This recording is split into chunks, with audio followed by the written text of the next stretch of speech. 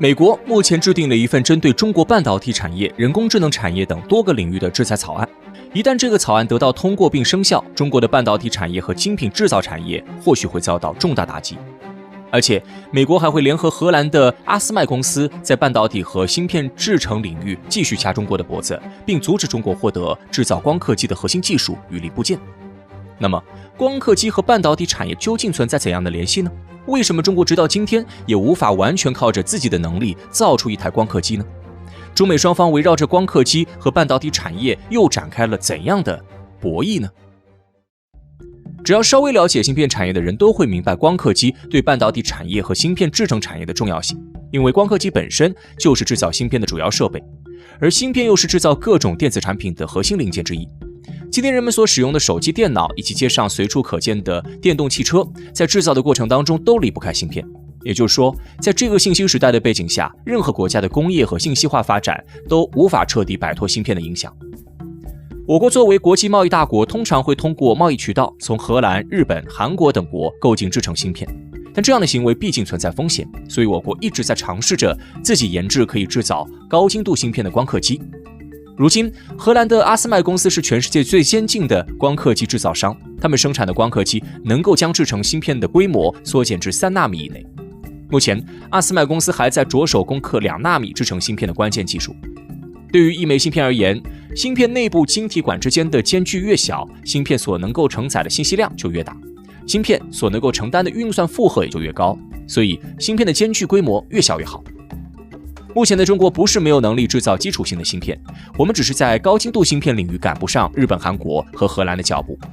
但恰恰就是因为我国在高精度芯片上所面临的技术难题，我国的半导体产业才会面临如今的窘境。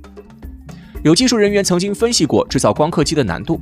这种设备前后一共需要组装10万个零件，而且需要来自不同国家的多项技术。如果没有日本、韩国等国的帮助，荷兰的阿斯曼公司也不可能独自造出光刻机。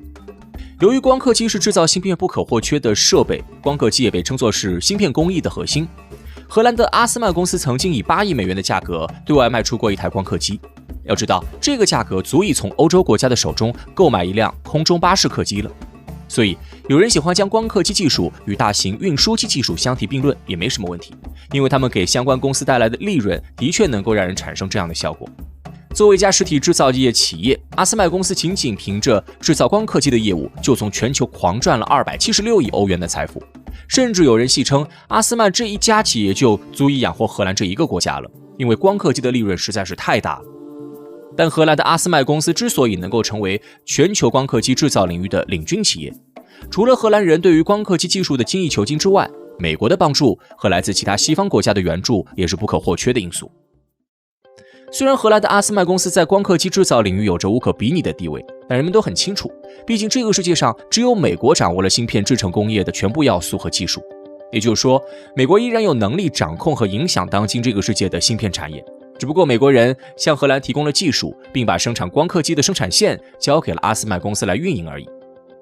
有了美国的帮助，阿斯麦可以极低的成本获得来自日本和韩国的基础工业产品和原材料。同时，阿斯麦也可以用几乎掠夺式的价格批量收购有关光刻机和半导体的核心技术，这一切都离不开美国对阿斯麦的支持。值得一提的是，阿斯麦公司虽然是一家荷兰企业，但其背后的大股东几乎都是美国资本家。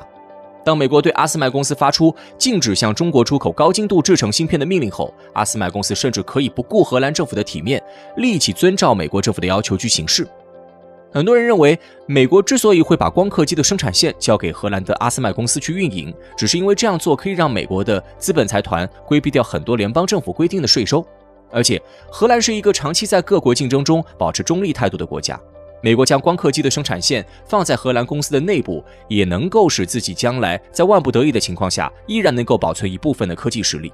倘若美国未来与某个国家爆发的冲突，其本土遭到了严重的打击，但美国依然可以通过遥控指挥的方式，让阿斯麦公司源源不断地为自己生产光刻机和先进的芯片，继续支持美国的国家机器维持运转。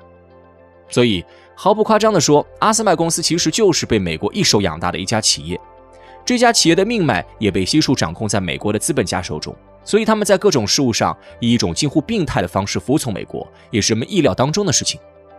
每一次美国对中国的半导体产业和芯片工业发起制裁的时候，阿斯麦几乎都会在背后帮腔。但自从阿斯麦开始给美国充当马前卒之后，就有不少专家和学者对此表示了明确的担忧。中国在光刻机领域的落后恐怕也只是暂时的，美国和阿斯麦公司对中国企业的联合围剿与围堵可能会起到适得其反的效果。自从特朗普执政时期开始，美国就加强了在半导体领域对中国企业的限制性措施。到了现在，拜登政府更是禁止中国人接触任何与半导体产业相关的核心技术。美国不仅要求阿斯麦公司不得向中国转让关键的半导体技术，他们甚至还不允许和阿斯麦公司直接把高精度的芯片制成品卖给中国企业，因为这样会严重挑战美国在芯片领域的技术优势。早在阿斯麦公司跟随美国的脚步对中国发起制裁的时候，就有荷兰内部的学者表达了一些担忧的情绪。